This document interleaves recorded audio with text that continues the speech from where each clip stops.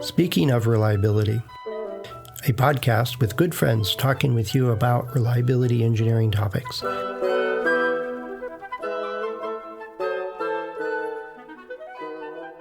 Hi, this is Greg Hutchins with Fred Schenkelberg over here. I didn't understand that handoff. Oh, come on. Normally, Fred tees us off, and I basically am the second banana. But we got an interesting topic for you today, which is what we call the risk of persistence. Hence the title. Let me sort of tee it off, okay? Yeah, one of my thoughts is that we've just crossed 1,000 episodes for the Speaking of Reliability show. And thanks to you, Greg, and all the other hosts over the years that spent time chatting about this, that, or the other thing. And then all the listeners that we've gotten feedback and comments and all that good stuff on it. Yet at some point I'm thinking, we're kind of in a rhythm and things are going along, and we've kind of got it dialed in that it's not. I look forward to our conversations, no doubt. I look forward to the questions people bring us and stuff. And every now and then I think, well, how do I know when it's time to stop? And it's like, well, I guess if we get, there's no downloads whatsoever, I would more likely think it's because our links are broken, but so far there seems to be a steady amount of downloads. Or is it that we don't want to do it anymore? That could be one of them. But it relates to if you're working in an organization, you're trying to affect some kind of change or bring some new policy or you're trying to implement some program or something like that. What's the signal that says, no, you really need to move on? Don't worry about the sunk costs. You got to go do something else. Or it's working, it's not there yet, and you need to double down. You need to really focus and make it happen. It's kind of that decision that what are the markers or signals that you need to stop and move on, or do you need to keep going and have more fun, keep making it happen. But persistence in and of itself isn't always the right approach, except when it is. Wow. Okay. So do you play poker, Fred? Yeah, not really. Okay. So basically in poker, it's a risk game. And you've got money in the pot, which is money in the middle that you've already sunk into the hand. Mm-hmm. And then somebody decides to call you. And basically, do you do a walk away? The point is you've got money in the pot, and that's your sunk cost. You can't retrieve that. You can't get that back. So you've got the money in the pot, somebody calls you, and you basically put more money in the pot. Do you basically fold and basically do a walk away, or do you try to, fake it through, right? It's true. Well, and that's why we call it the risk of persistence, because if you persist in a bad decision, and that's the critical issue, if you persist in a bad decision, you're at fault, you're accountable. You should be out of the organization, be fired, essentially. Well, in a real organization, it's, if you're, saying, oh, we need to do X, Y, Z with this new product, and you don't have this full support of the project manager, and you may or may not actually be told, no, that's a bad idea. You need to get off that. Those are the things. When you're working with the program manager or other folks in the organization, they may just tell you, no, that's a bad idea. the other guys, the other folks at the poker table are not going to tell you it's a bad idea. They're going to take your money. But in an organization, it's the same thing. It's the internal politics. Yeah. If you're, say, a director or a hire, and you're there for the quality of your decisions, and you make bad decisions consistently, let's say twice, it's consistent. It points to a direction. Should you even be there? Because your metric, your KPI, your KRI, your key risk indicator, is basically making good decisions. If you make bad decisions in terms of persisting on a bad project, and you're putting in more money into sinking more money into a project, and you know there's a high probability of failure, what's the consequence? Well, I think, it's in the news right now as the people are speculating whether Boeing will pull out of trying to make a spaceship that support NASA. It's Well, obviously they can because they stranded two of their own. Well, they hitched a ride. They got a reservation for one of SpaceX's next flights in, I think, next year sometime. Yep. But that's still 8 months. Yeah, no, they're going to be there a while. Yeah, who's paying that bill to keep them housed up there? But the idea is that I get the idea of sunk costs. You invested in a design. You've spent weeks with a bunch of engineers putting this all together, and at some point, somebody says, this isn't going to work. And everybody sits back and goes, yeah, you're right. Organizations don't do that. I've organizations do groupthink. Well, they do. I've been in a few where it's kind of the policy is if the emperor has no clothes, you say so. If that product really won't work, you say so. And if a team makes a decision, nobody's at fault. Well, yeah, it's unfortunate is that now I've been in a few that have been, sometimes it's the general manager or the CEO or the founder, and sometimes it's the senior engineer. It says, here's what we know, here's what we don't know, here's the evidence. This will only work if it's at exactly 21.2 degrees Celsius and never varies. Now, we know that doesn't work when you're outside in Colorado. So it's we don't have the technology to do this. And I've seen organizations do that, but I've seen what you're talking about, the group think, and it's nobody's fault, and we'll just keep working at it. Yeah, design is tough and all those things, but the issue is that at some point you can go to market with a really bad product and hope you make it up in volume, and you still lose money hand over fist. And it was one of my experiences early in my career in industry is the auto company that we were working with for, it was a rear view mirror heater to knock off condensation. And they wanted it at volume at half the price that it cost to have the materials without any scrap to make it. And so the production manager is looking at it going, yeah, we can make these and lose a nickel in every one of them because we could buy in higher volumes, but we'll never make any money on this to cover overhead or labor or anything else. We're losing a nickel just on materials for every one we make. This is not a good idea. It's a good product. It's not at that price point. And so they bailed out. They got out of the contract. They said, no, we can't make that. So let's get back to your question. When should you fold? Yeah. Especially if you're running you're persisting. When should you persist or not persist and just simply do a walk away? The questions I ask are, so what? And who matters? And why does it matter? Okay. Who matters means who's affected or who's impacted. Why does it matter? Who cares? Break that down into an example. Help me get into more of that. Not a poker example, but a product example. Sure. We've spent the better part of 2 years developing an app.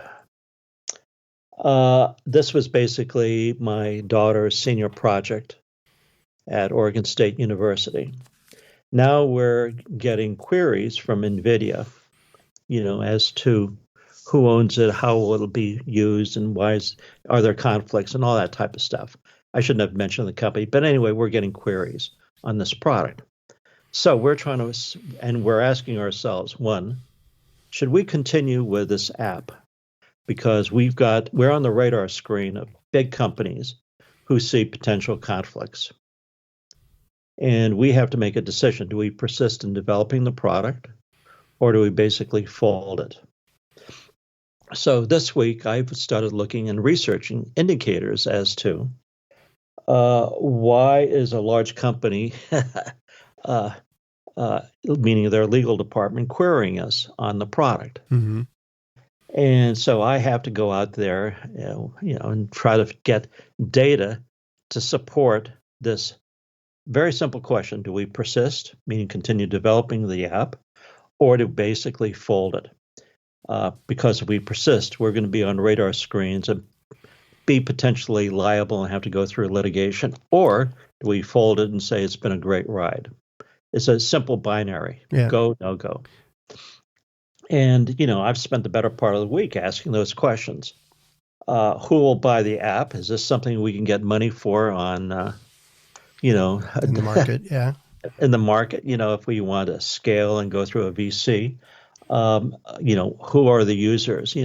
Asking very fundamental questions, because right now we also have the downside of large companies wanting our product or using litigation essentially to. Anyway, there's a lot of decisions there, go, no go decisions. And, you have to look at it's a risk decision. That's why we call it the risk of persistence. Mm-hmm. If you persist in developing the product, what's the upside? Risk basically has an opportunity upside, Yep. but it also has a risk downside, meaning the consequence side, right? Yeah, I'll call the lawyers the alligators along the path that, every now and then they figure out how to get up on the path. Well, there's a new term that the Republicans just coined called warfare. A lawfare. Lawfare. Yeah. Not warfare, a lawfare. Well, that's a tried and true U.S. thing. Whatever we in industry, it's well, we get patents so that we can violate your patents, and then we'll just trade patents later. And then finally, you threaten each other with litigation, and then you basically come up with something that works for both of you, right? Yeah. But anyway, that's a real example. For us, we think that this product could become controversial. Is that what you're thinking for some reason? It could, yes, because it deals with an issue, meaning AI safety, that has big upside, but it also has downside. Yeah. And if we persist, the risk of persistence, we have to basically be aware with eyes wide open that, we might have to end up with issues, whether they're litigation or whatever the issues are. Well, there's a famous military quote. Now you brought up warfare or lawfare as a military quote. It was an admiral, I think, in some water battle, and he's like, "Damn their torpedoes, full steam ahead." Apparently, became a hero. Yeah. But it's the idea is that it's an assessment of what is the downsides and what's the upsides, and the hard part is our internal bias of, well, I got a bunch of money in the pot, to go back to your poker analogies, that we've just spent 2 years developing this. What do we do now? Well, the decision should be irrespective of the sunk cost of the time you spent on it so far. Now, the upside is if the app is really, really helpful for the users of the app and for the society as a whole, and you get the financial return that you're expecting from it and stuff like that, then that's also a bunch of unknowns. You don't know what the other players' cards actually are. If you're sitting there with a royal flush, the likelihood of the other 4 folks having royal flushes is pretty low. So they can bluff all day long. You know where you're at. Yet if you got a full house, you're kind of in the middle. You don't know enough to do it. And I think that's what makes the decisions difficult, because those lawyers may be looking at acquiring you and they're not tipping their hand as that's their motivation. It might be they want to squash you before you cause problems. You don't know. You don't know. And that's the thing. Making decisions under uncertainty when you have high sunk cost is basically the big issue right now for everyone. We're living in VUCA time, in a VUCA world, and every project, capital project or individual or personal projects, have that risk factor. Wow, geez, the variability of, just in the little community I live in, we're expecting to redo the roads, resurface and repair some of the roads. And during COVID, in the last 3-4 years, the prices have just whipped sawed all over the map. And, and the contracts now are like, it's sort of like going to a fancy restaurant and the price is market rate. It changes hourly, where the cost of asphalt has just been all over the map. And so the contractors won't commit to a price for that. They'll say, we'll buy it that day and then we'll let you know how much it is. Well, let's do a follow-up on that. I had to have a roof. My roof had to be replaced, including the sheathing. Mm-hmm. Sheathing are 4x8 pieces of plywood or particle board. Plywood, usually, yeah. Exactly. They normally were running $15 when I had the roof done. All of a sudden, because of COVID, they went up to $100 a sheet. Yeah. 4x8, 4 foot by 8 foot sheet. Yeah. And I was asking people for a firm fixed bid. That's the formal language of contracting, firm fixed bid. Now they said we would estimate that and with change orders. And I said, no change orders. And they said then they don't bid then. But that dialogue that we're talking about is a risk-based dialogue. Yep. And everything. Yeah, and that's just because of the volatility of stuff. And that's the uncertainty and volatility. You wanted certainty. You wanted it's going to cost me X amount of dollars. And they said, we can't commit to that because we're not going to do it for nothing because the price of plywood takes all the money away.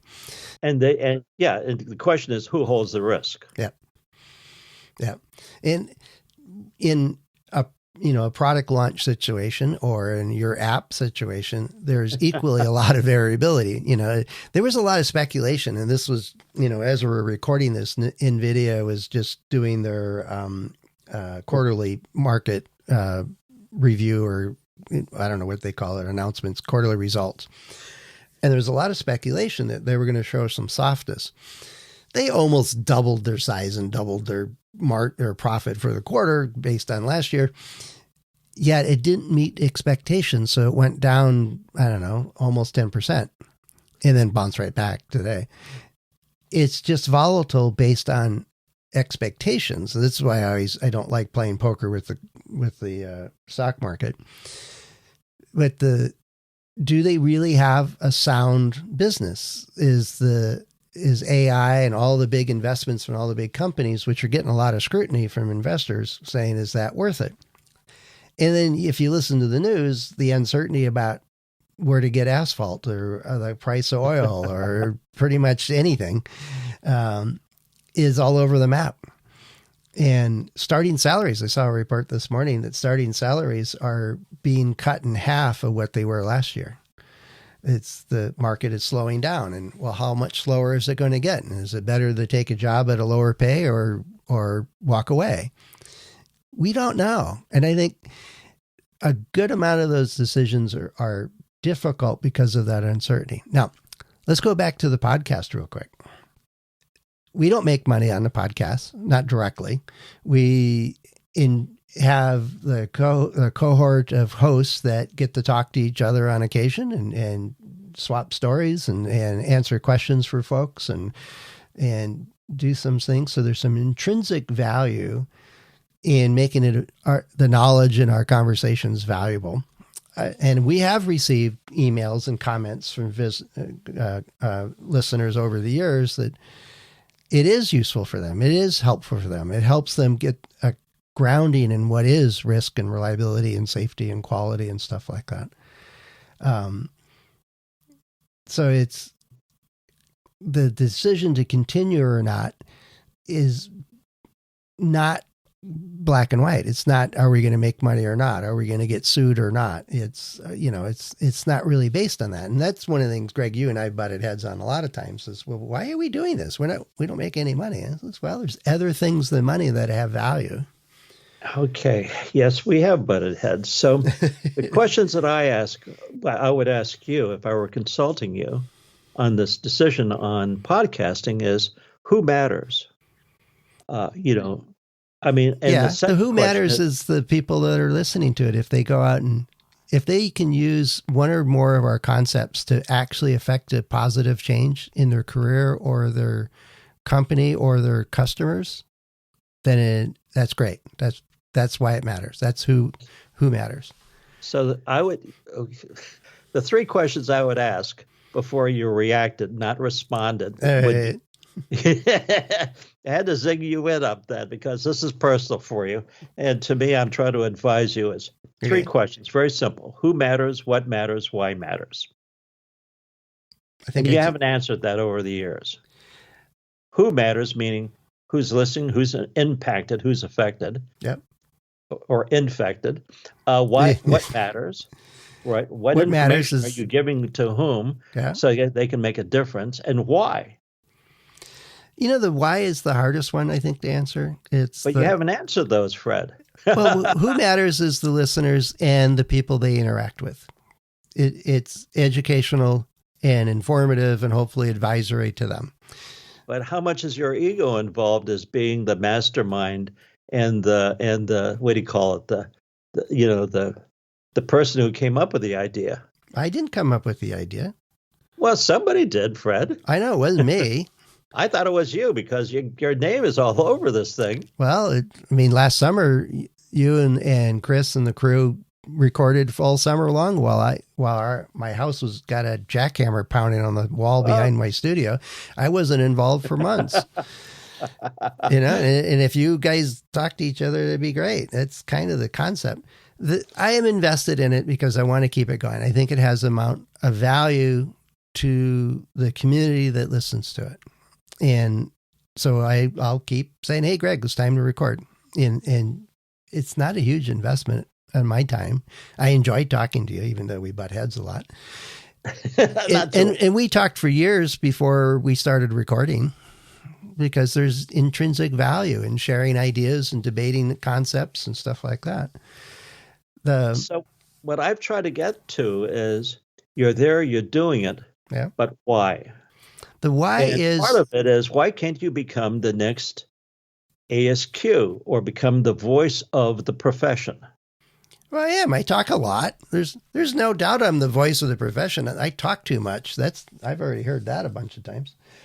Not from me. No. What I mean is that there's two ways to become the voice of the profession or the guru type one, right? And I think Deming was one of those that after some point of being called out and requested to speak and requested to show up and do stuff and write books and everything else, then he started marketing it. And it really made a difference. Crosby, to some extent, did a very similar thing. He first had success in a number of different organizations and then became popular. And yeah, I've had some successes. They're not public domain. They're not, How much of this is false modesty, Fred? Well, some of it is that if I was popular, I wouldn't have a lack of questions to answer on the podcast. There's the indicators like that is that if this was the go-to show, the word of mouth would have, 40,000 downloads a week on it. We don't. One way to measure success is Spotify gives me $100 million contract to run the podcast there. But the shows that are getting those accounts are all talking about their girlfriends of a football player, kind of stuff, or other topics that just aren't popular. I think that's part of our last episode. Is part of the downfall of quality and reliability is in engineering in general is just we like the soap opera stuff way too much. But I digress. Well, no, you don't digress because remember, this podcast is about the risk of persistence. Yeah. And the risk of persistence in your case is how do you take something which is geeky, quality and reliability, and make this more applicable to a broader group of people, meaning generalizable. And you can take quality and talk about quality of life, quality of work life, quality of your sex life. I don't know what you want to talk about. Well, I don't want to talk about that because then I get that $100 million deal and have to. And that's the difference. People will see you as being a guru, and all this stuff, this noise, as being false modesty. And I'm saying, go for it. Come up with a generalizable model and become the guru. Get the $100 million contract. But what I'm hearing, Fred, is there's some inner voice that's saying, stop, stop. I can't do this. This is not me. And I'm saying, go for it. Yeah, I already have plenty of voices in my head. This is audio, so you're right into my earbuds, headset. No, it's not false modesty.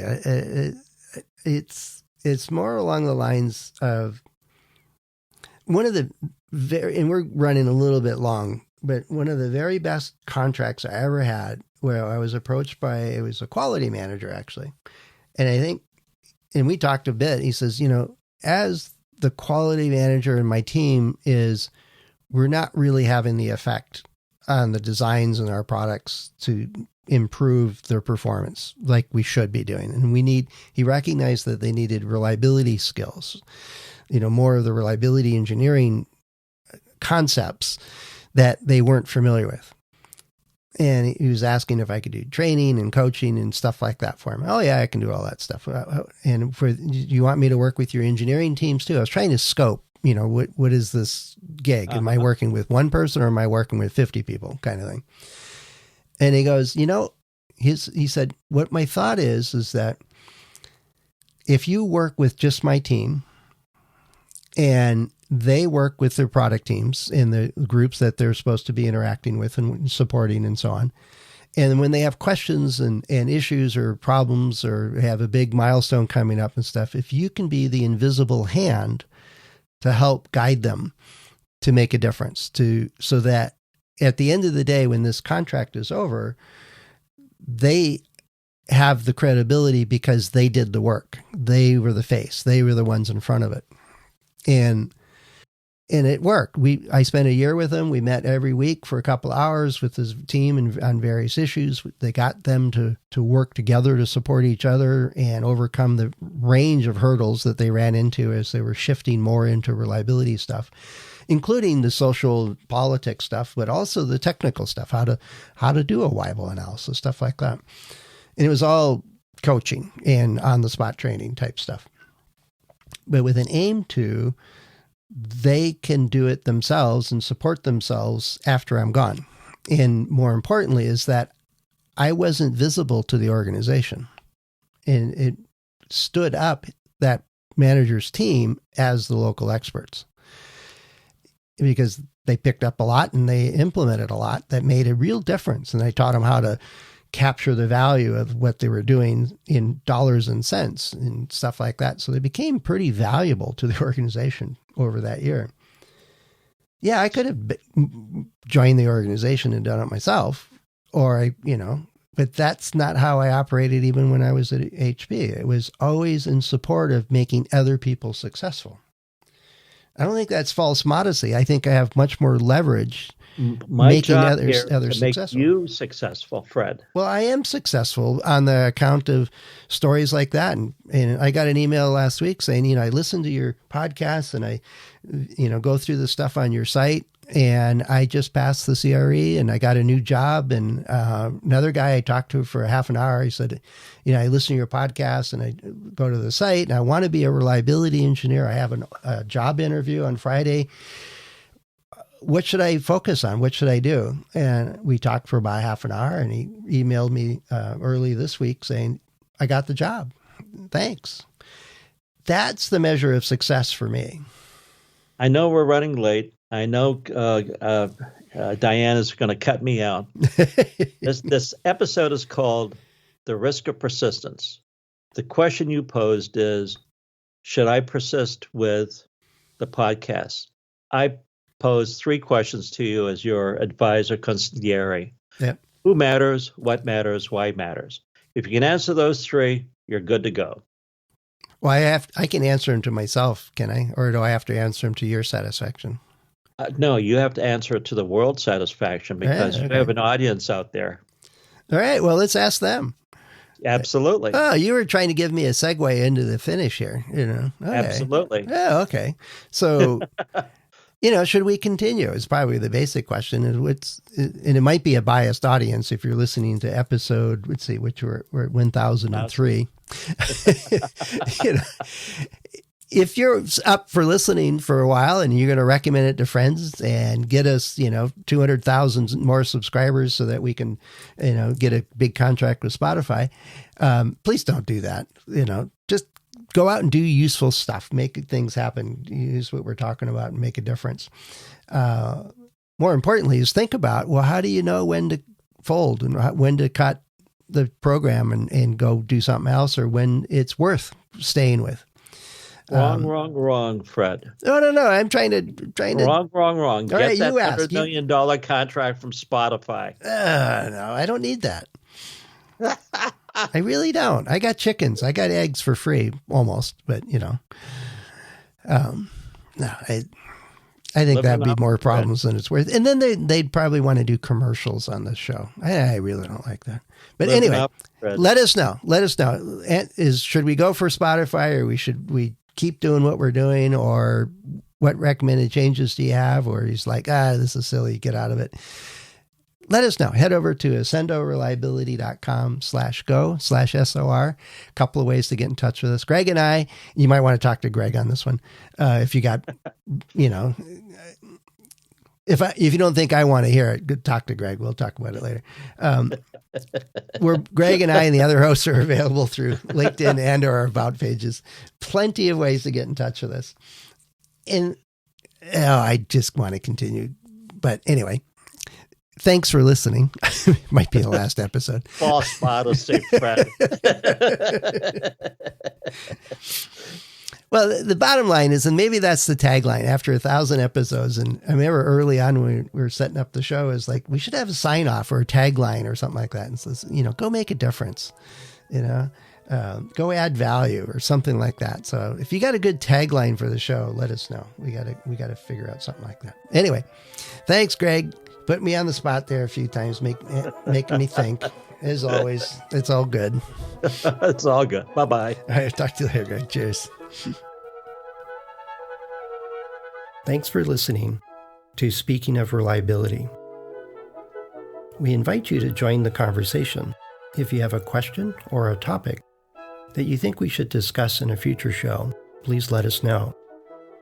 You can find a comment box below the episode show notes, or just leave a note as part of a review on iTunes.